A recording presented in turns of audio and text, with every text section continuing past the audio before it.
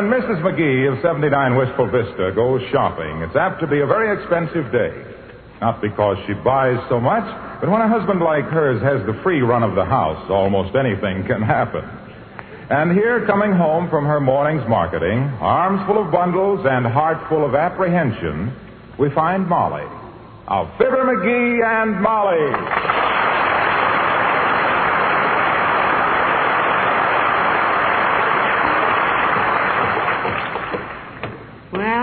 I wonder what McGee's been doing while I've been gone, I'm afraid. Be just like the rascal to take the piano part to get a G-string for his mandolin. Must be getting a massage. Oh, McGee! McGee, darling, I'm home. What in the name of... McGee, what on earth are you doing? Go away, sis. Whatever you're selling, we don't want any today. Come back sometime when my wife is here. McGee, sweetheart, remember me? I'm your wife. I'm glad to meet you, sis. Now sit down and be quiet. When my wife comes home, she'll... Huh? Oh, hi, Molly. You home? What's going on here? What's that pile of mud on the piano stool? My dear girl, that is modeling clay. Have you led such a sheltered life, so remote from artistic circles that you fail to recognize a sculptor at work? Oh, I knew I should have taken you with me or stayed home myself. What's that thing on your head? That, my dear girl, is a beret. All us artists wear berets. Keeps our hair out of the paint if we're painters. Out of the sculpt if we're sculptors. And we are. Oh, we are? Yep. I've entered a sculptor contest. Wistful Vista Art Center. First prize, $100. And I can use $100 like Herman Goering could use a fast plane to Patagonia. But you've never had any training in sculpture, dearie. Neither did Victor Hugo, but he was a success, wasn't he? Victor Hugo was not a sculptor. Neither am I. So I start even Steven with Victor Hugo. Now, if you'll excuse me, my dear, I must have at it. I say, McGee. Please, Molly. When a creative artist is at work, one must never intrude with commonplace things. You have broke my mood. I'll break your... Now, Molly, control yourself. He's just a boy at heart. Where'd you get that Mother Hubbard effect you're wearing, dearie? That, my dear girl, is a smock. Borrowed it from a guy at the filling station. I see. Then the message on the back of it is an advertisement and not a character reading? Well, what's it say? Tires quickly.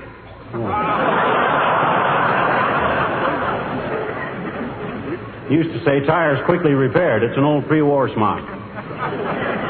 Now, let me see. A little more height to the forehead. Please, my dear, please, don't come between me and the mirror. Oh, now this is too much. You admire yourself so much in that smock and beret that you have to strut in front of a mirror? I gotta use the mirror, Molly. I'm making a clay model of my own head and shoulders. Oh, no. I'm calling it Self-Portrait of a Common Man. Now, let me see. Would you say I was about 3 inches between the eyeballs? Open or shut? Well, they're the same distance apart, open or shut, aren't they? I don't know. When they're shut, I can't see them. Well, never mind. I'll use the tape measure and... Come in. Oh, hello, Dr. Gamble. Hello, Molly. Who's the little goblin in the almost white nightie and the beret? He looks like Michelangelo's grandmother. Well, no one expects a lowbrow like you, Aerosmith, to appreciate anything more artistic than a souvenir leather watch fob from Niagara Falls, Aerosmith. Do you know what he's doing with that clay, Doctor? He's making a bust of himself. Well, I don't think I can add anything to that remark, my dear.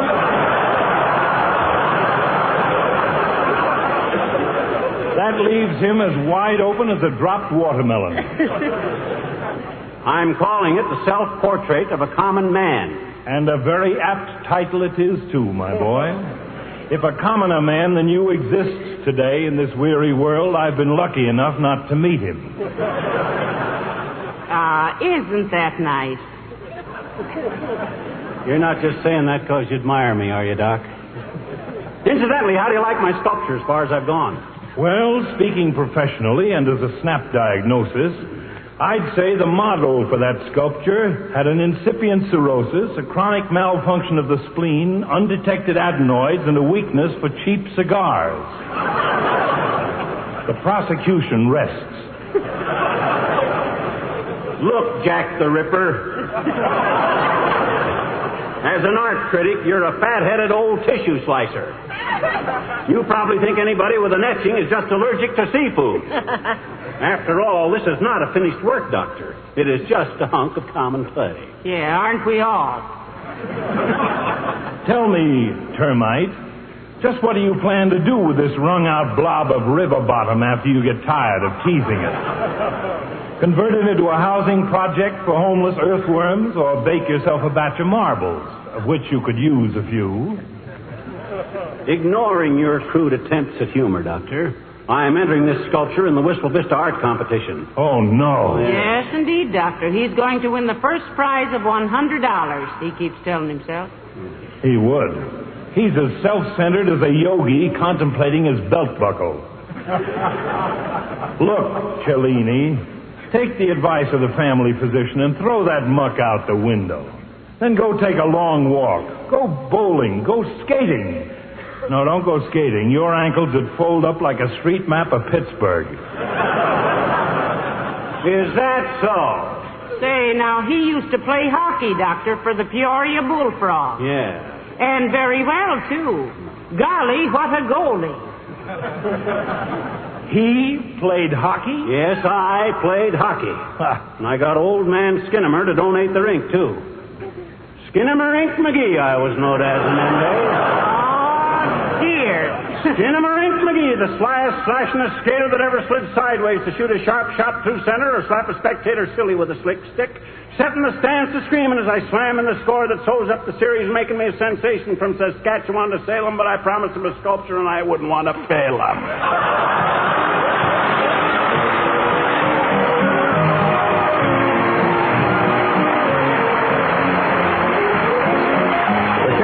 And it's a grand night for singing.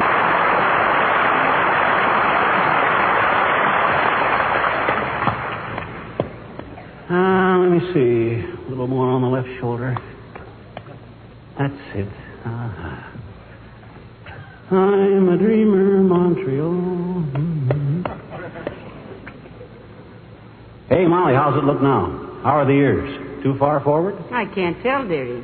Why don't you stick 'em on with a hairpin till you step back and see how they look, huh? Hey, that ain't a bad idea. I think I'll... No, McGee, let me do it. Huh? I've wanted to pin your ears back for a long time.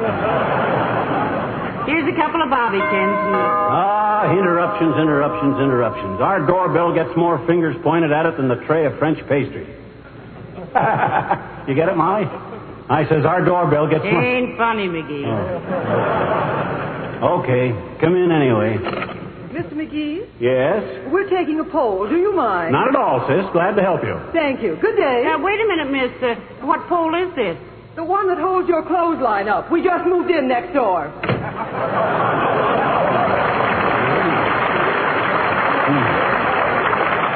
Well, the nerve of some people, those new neighbors. No, I can't be bothered with them now, baby. Time's getting short on this sculpture contest. I got to get busy. How am I getting the mouth? Is that smile right? No, I don't think so, dearie. It No? looks like you just come from the dentist with lips full of Novocaine.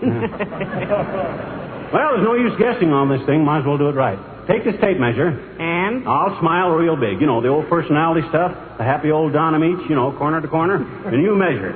Okay, go. Hold it. Huh? There, I got it. What's it measure? 29 inches. Ooh. Wow. I'm happier than I thought I was. Dear, I was using the wrong end of the tape. Oh, shucks, now we got to do the whole thing all over. Hello, Molly. Hello, pal. What's all the putty for? Tightening up the windows for winter? That's Clay, Mr. Wilcox.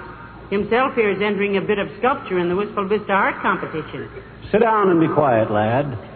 I must work fast. Don't want to lose the north light, you know. Hey, does he do all this with his bare hands, Molly? He does indeed, Mr. Wilcox. If you'll observe carefully, my boy, you will notice that I can achieve with my thumb an effect which could never be duplicated by mechanical means. What's that, dearie? A thumbprint. Please.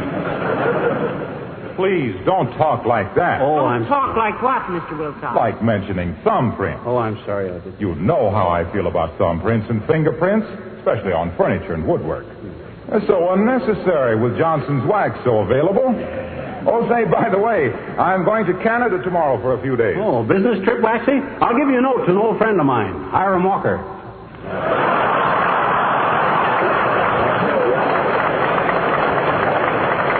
Old friend of mine up there. Known him for years. He raises birds. What kind of birds? Swallows. Well, I'm going to visit the Johnson Wax plant in Brantford, Ontario. You see, my cousin, Big Sedgwick Wilcox, is helping with Canada's Night Victory Loan. Hey, I got a great slogan for them, Junior. Sign your name to victory. That's the slogan they're using. Oh, they can't do this to me. I just thought that up. How can... There's... Oh, well, tell them to go ahead and use it. It's okay with me. Ah, you're sweet, McGee. That's a good slogan, too, Mr. Wilcox. Yes, indeed it is. It means that when you buy a bond, you help guarantee a sound and lasting peace. You're making a promise to help pay the costs of bringing the fighting forces home, rehabilitating and maintaining the wounded, provide essential aid to liberated countries, and build a personal stake at home. You know, one of the greatest expenses of a war is the peace that follows. You've got to get your country off its planes and ships and tanks and jeeps and put it on its feet again. And besides Hey, please, one side. Please, Mac. You're in my light, and I got to hurry with this sculpture. Oh, I'm sorry, pal, and I wish you a lot of luck with your new career. Thank you. Oh, say, if it interests you, my nephew, Big Phelan Wilcox, works in clay. That's all. Yeah. He made $100,000 last year. Heavenly days, $100,000. I told you there was dough in this stuff, Molly. What does your cousin make out of clay, Junior? Statues, busts, fountains, or what? Bricks. Well, so long now.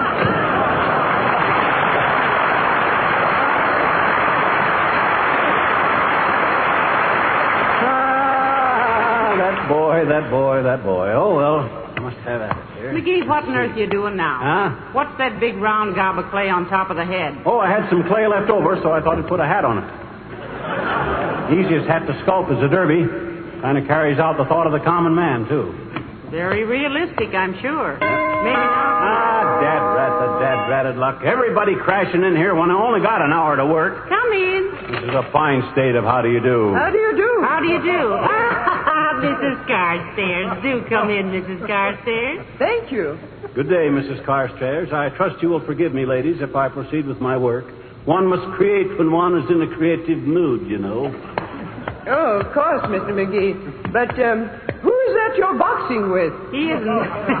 He isn't boxing, Mrs. Carstairs. He's sculpturing a bust of himself. Oh, so sorry. I'm a little nearsighted, you know. Interesting piece of work, Mr. McGee. Thank you, my dear. Won't you sit down and watch me work? Thank you, no. I'm on my way to take my music lesson. Oh, is that your bagpipe you have with you, Mrs. Carstairs? Won't you play something for us? Sure, Carsty, play something. There's nothing like music to inspire us artists to finer efforts. Come on, kid. Pump up the old hot water bottle and squirt us out a little Highland boogie.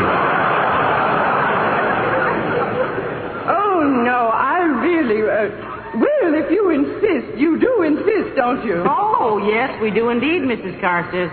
What are you going to play? With a bagpipe, Mrs. McGee, one does not plan to play anything.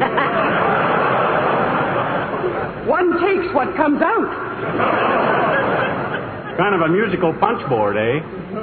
However, I shall endeavor to render a little song composed by my husband entitled, "The Drummer Can Always Beat It, but the Piper's Left Holding the Bag."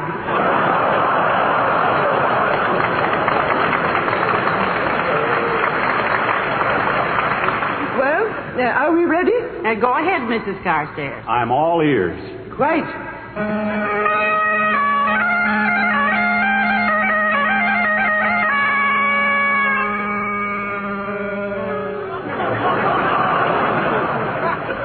Why, Millicent, that was beautiful. Thank you.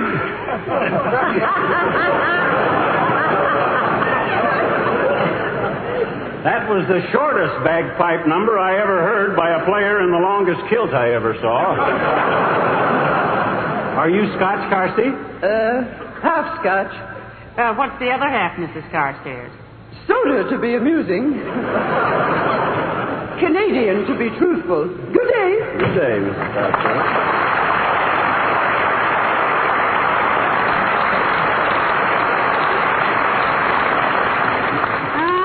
Must be quite an inspiration to you, dearie. You were really working like mad while she was playing. Yeah, but she threw me all off. I found myself making this derby hat into a time machine. But it's almost finished. Aha! There. It's done. Well, all I can say, dearie, is that is a piece of sculpture. Yep. And I'm so worn out from watching you slap it around, I'm going upstairs and lie down a while. Okay, Mommy. There goes a good kid. Does she try to discourage me when I take up a new career? No, sir. Does she threaten to get a new hubby when hubby gets a new hobby? No, sir. Is she the kind... Come in. Oh. Hi, mister. Oh. Yeah.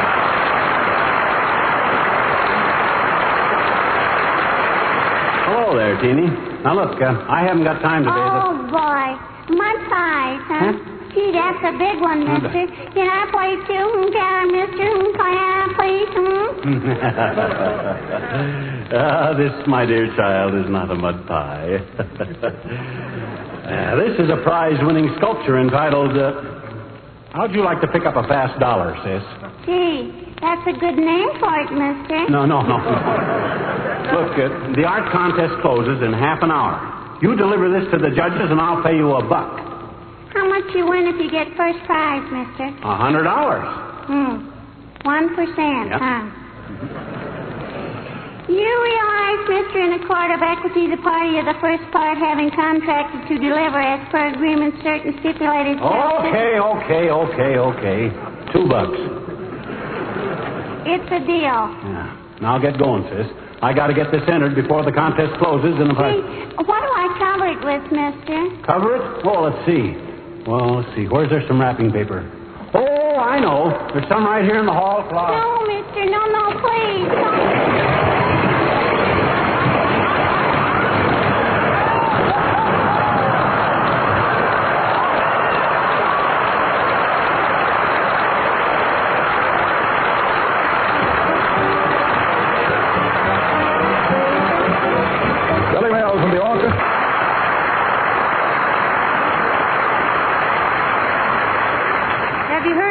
From the art exhibit yet, McGee? No, but I ought to hear from him any minute now that I got first prize. Or at least an honorable mention. Honorable mention my clavicle.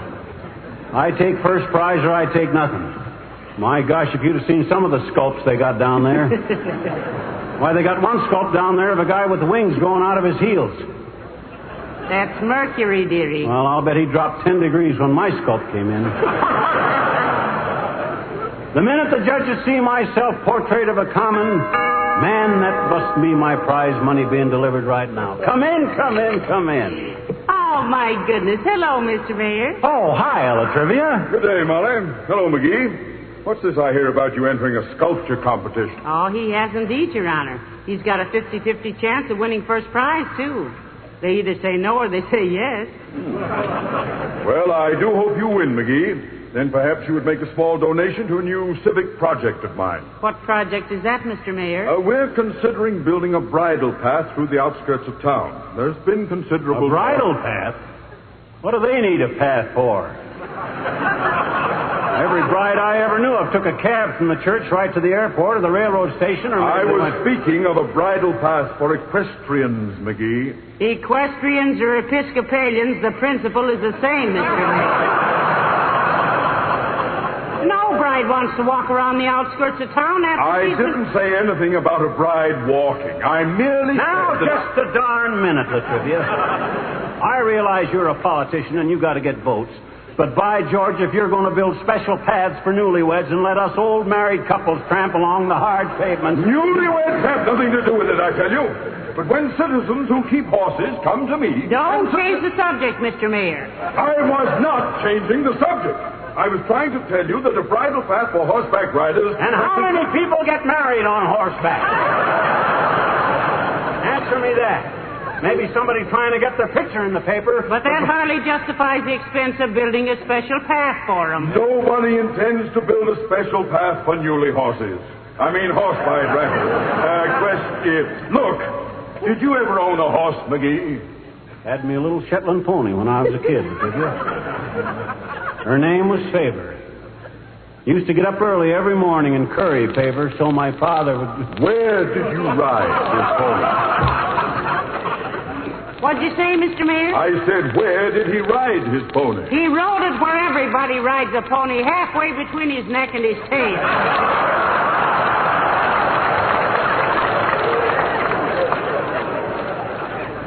That isn't what I... If you had a... Listen, suppose this pony was in the city. Yes? Wouldn't you like to have a special road where it was safe to ride out of the traffic? Why, certainly, but what that got to do with getting married? It has nothing to do with getting married. You started this marriage business, not I. We did not start it. People have been getting married for 1,000 years.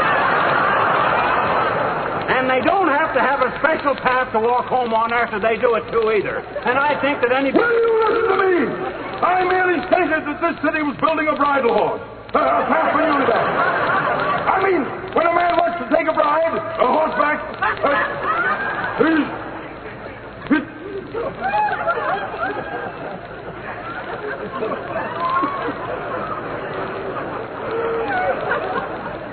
McGee? Yeah? May I say just 2 words? Why, certainly, Mr. Mayor. Good day!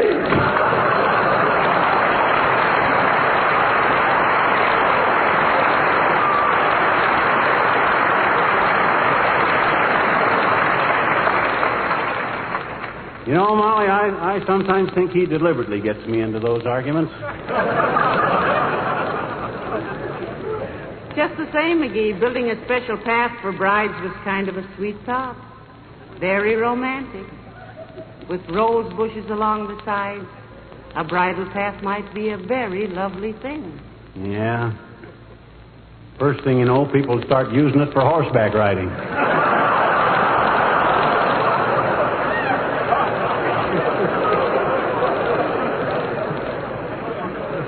It ain't practical. But Latrivia's kind of a dream, I guess. Hot dog, there's my $100. Come in. Hi, mister. Hi, Miss McGee. Hi, sis. Hello, little girl. Well, did you bring it, sis? Did you bring my prize money? Where is it, sis? Where is it? Hurry up. Relax, McGee. Maybe you didn't win first prize. Let's face it. Of course I won. That was the finest piece of sculpture I ever did. It had to be. It was the only one I ever did. Come on, sis. Come on. Didn't they give you an envelope for me? Sure they did, I bet you. Here it is, mister. Thanks, sis. And here's your $2. Open the envelope, Molly. See if they sent cash or a check. And you've got the most sublime self-confidence, McGee. Well, heavenly days, a check for $100. Well, Nat. And a little note. Huh? Dear Mr. McGee, congratulations. Well, I had to say that. Enclosed fine check for $100 for your winning entry. Hey, betcha. Torso of a goat. Yeah.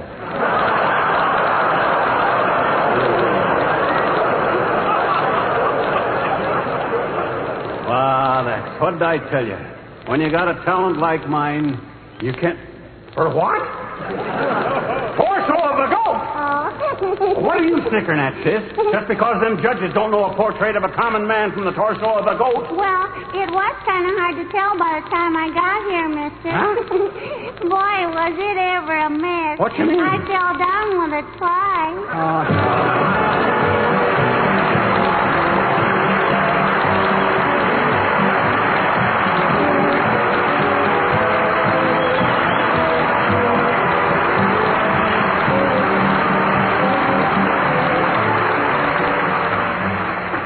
Ladies and gentlemen, we are here in Toronto tonight in the interest of Canada's 9th Victory Loan. The objectives of this loan are the objectives of all of us on both sides of the border. Buying victory bonds means that you sign your name to victory, that you subscribe not only your money for the return and rehabilitation of our fighting men, but that you subscribe to the principles for which they fought. The right of living in peace, with a future security for yourselves and your families.